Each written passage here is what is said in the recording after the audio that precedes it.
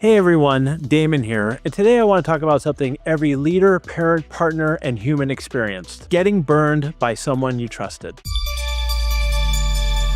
Welcome to the Learn It All podcast, the show for today's leaders who want to get ahead and stay ahead, because we believe great leaders aren't born or made, we are always in the making. I'm your host, Damon Lembi, two-time best-selling author and CEO of Learn It, a live learning platform that has helped upskill over 2 million people over the past 3 decades. A few years ago, a sales leader who's been with Learn It for about 6 months, someone that we invested heavily in, gave them a great comp plan. I even carved out some of my own comp to make sure that it helped meet the needs that they wanted, gave them a top thought leader sales coach to work with them. I put a lot of trust into this individual, gave them a lot of autonomy, implemented a lot of the things they wanted, walked into my office one day and said, "Hey, Damon, I've got some bad news. I got this job opportunity. I can't turn it down. I hope you understand." So I'm thinking to myself, look, it's terrible to lose this person, but I understand how things work. I wish him the best of luck. And so I said to him, we're right in the middle of this big migration for our CRM. And also we onboarded 3 new reps you wanted us to hire. And so what does this transition plan look like? And I was thinking he was going to say, I got about a month to work with you. He said, well, unfortunately, Friday is my final day. Being that it was Wednesday and he was giving me 2-day notice, it was an awful situation. So here we are, we're in a bind. And to make matters worse, not only did he leave us in 2 days notice, I found out less than 2 weeks later, he was trying to download our customer database and try to solicit 2 of our sales reps to follow him to his new company, which they told me what was going on. And obviously they stayed at Learn It. And after all this, I remember thinking to myself, we invested so heavily in this individual, I literally just paid for my own betrayal. But here's the truth. What we did, it wasn't a mistake. It's what I now call the trust tax. The trust tax is what we sometimes pay for choosing to believe in people at work, at home, and in life. It's the emotional, relational, and sometimes financial cost that comes with leading with trust. And sometimes, unfortunately, it's going to be broken. We've all been there before. I've met with federal judges, Major League Baseball coaches. We all have our stories of really putting our faith and trust into somebody and being let down. But I'm here to share with you today why it's a price worth paying. Because trust opens doors to innovation, creativity, growth, and long-term loyalty. Sometimes you're going to pay the trust tax, but most of the time you're going to reap the rewards. I'm going to share with you my Trust Tax Playbook so you also continue to lead with trust instead of cynicism. Look, I get it. Trusting people opens you up to disappointment. But what is the alternative? Do you want to always be a cynic and always worried that people are going to take advantage of you? Or do you always want to lead from a position of control? First of all, that takes a huge emotional toll on you. And I hate leading from a place of negativity. Instead, I want to lead with trust, and I'm here to help you learn how to do so today. When you lead from a position of cynicism or control, that shuts you off from real relationships and kills your team's potential. Distrust will undoubtedly lead to micromanagement, tension, and a lack of engagement from your team. Trust, on the other hand, is what builds strong teams. It invites ownership, sparks collaboration, and it creates the type of environment where people want to come to work, they want to contribute because they feel like they belong and that their leaders have their back. And in life, just like in leadership, if you close yourself off, you're going to miss out. Trust, my friends, is the cost of connection, and it's worth it every time. Let me walk you through my 4-step playbook for the trust tax.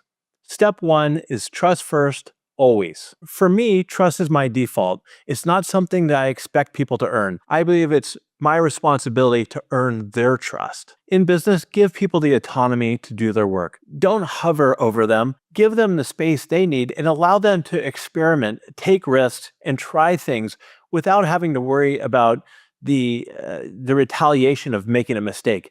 People, if you give people and you trust them the opportunity to do their best, and even if something fails, turn that into a learning opportunity for them.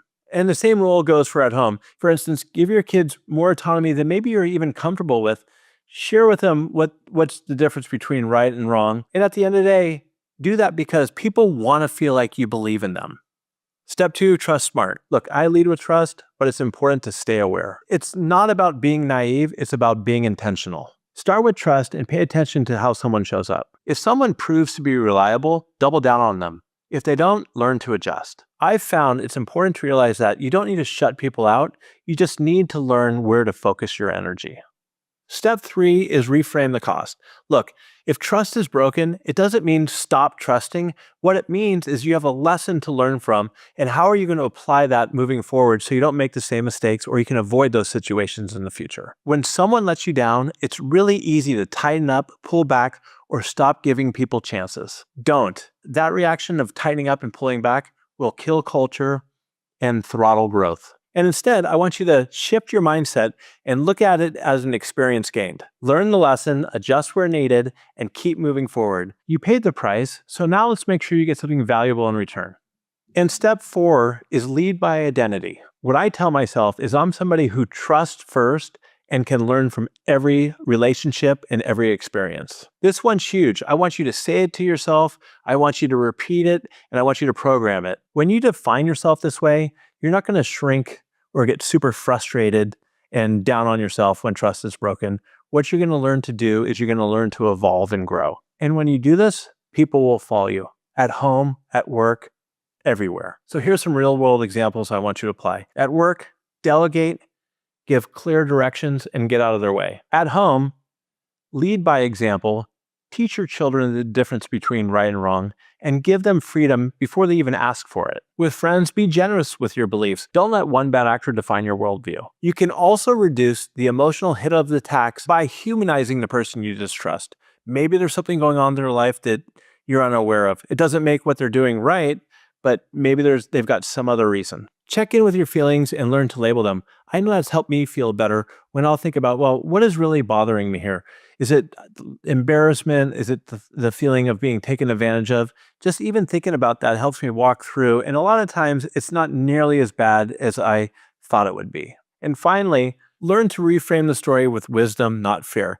These are learning lessons for you and they're opportunities. And they're things that will make you learn to lead with more integrity, both as a parent and a business professional. Trust, my friends, is a meta skill. The more you build it, the more everything else gets better in your personal and professional life. So here's what I want to leave you with. Where have you stopped trusting, and what would it look like to start trusting again? I want to leave you with the challenge. This week, I want you to choose one person to trust, even though it feels risky. And as we all know, you've been burnt before. Trust first, pay the tax when necessary, and reap the reward. Let's keep leading with belief. It matters more now than ever before. So do me one more favor. If you could think of somebody who's having trust issues these days, maybe they've been let down by their partner or they've been taken advantage of at work, do me a favor and send this episode to them if you believe they can get value out of it. And until next time, everybody, stay curious, keep learning. Have a great day.